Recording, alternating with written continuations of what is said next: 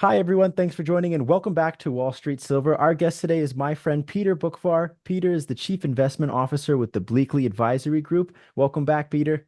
Good to be here, Ivan. Thanks for having me. Yeah, it's such a pleasure having you on. I wanted to get you on for, just to talk about what's happening, the excitement that's happening, not only in the markets, but, the craziness with politics.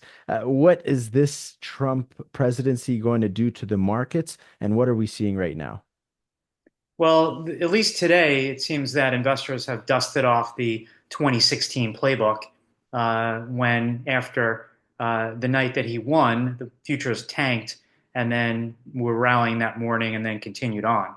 Uh, this time, I think, is some different from that time period. Back then, Trump had a lot of low-hanging fruit in terms of tax cuts to implement on the corporate side and the individual side.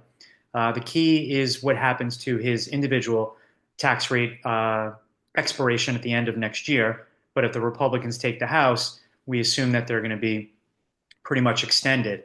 But if they are, that's good news. But on the other hand, that there's no change in tax rates.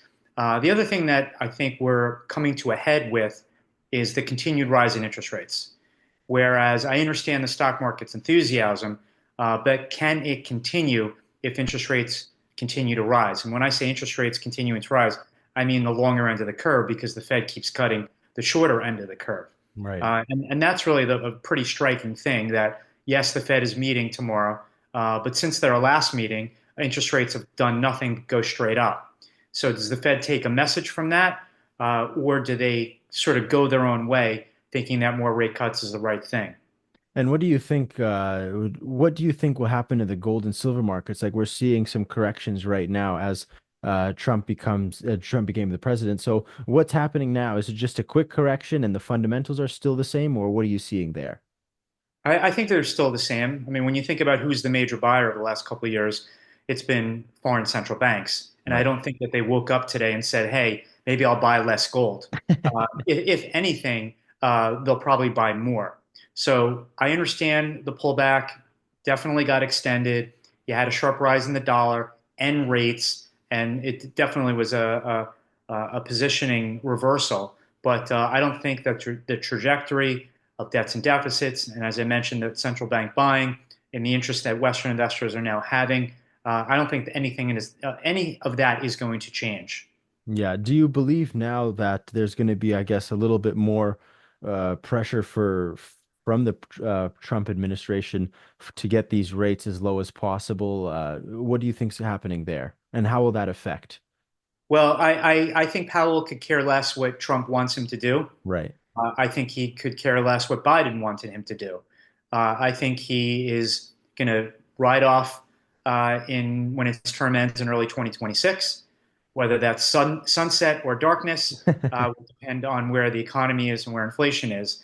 But while Trump may tweet his way, there's about $15 trillion worth of physical gold in the world sitting there costing money rather than being used is just absolutely insane. Monetary Metals is bringing gold back into the financial world, putting gold to productive use right now. The problem with gold, of course, in physical form is that it's heavy, it's cumbersome, it's not particularly easy to ship, and it costs money to store in a protected manner. This platform Monetary Metals created is a proven concept and allows gold to be put to productive use, so that instead of sitting there costing you money, it's actually in use earning you money. Learn how you can earn 2 to 5% in our leasing program and how accredited investors can earn up to 12% on silver paid in silver. This advertisement is not investment or financial advice. Minimum investment applies. with threats to Powell, I don't think Powell really cares. Right. And then, of course, we'll have to then debate who's going to replace him because somebody will and what stance they will take. And I do think that that actually can be a really important thing about who replaces Powell. And with respect to the currency markets, the bond market, and the gold market.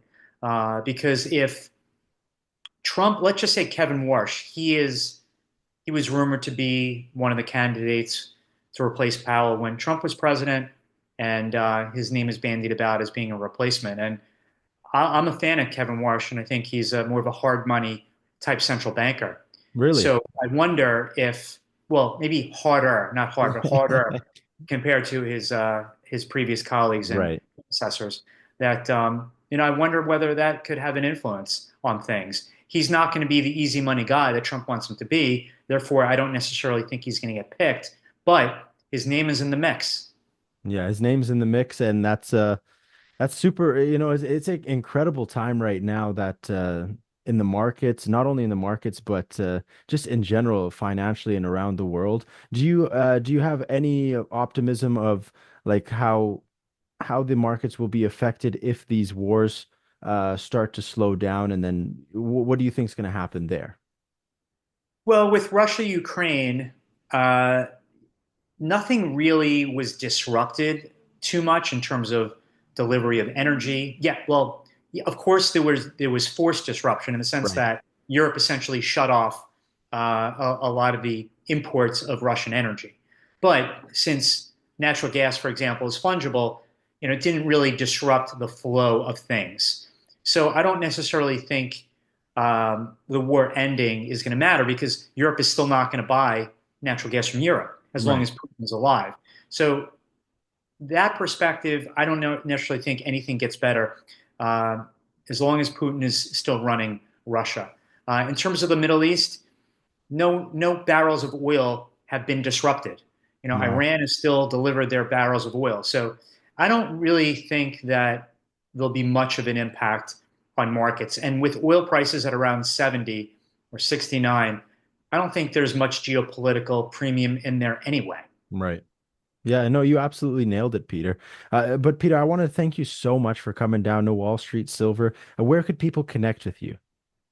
So if they want to read my daily missives, they can go to my excuse me my Substack page, and if they want to learn more about wealth management that we do, they can check out our website at bleakley.com. Awesome. I'm going to put all the links in the description below for everyone to connect with you. Thank you again, Peter, for coming down to Wall Street Silver. It's such a huge, huge pleasure. And thank you, everyone, for watching. Thanks, Ivan. Good to be here. Talk to you soon.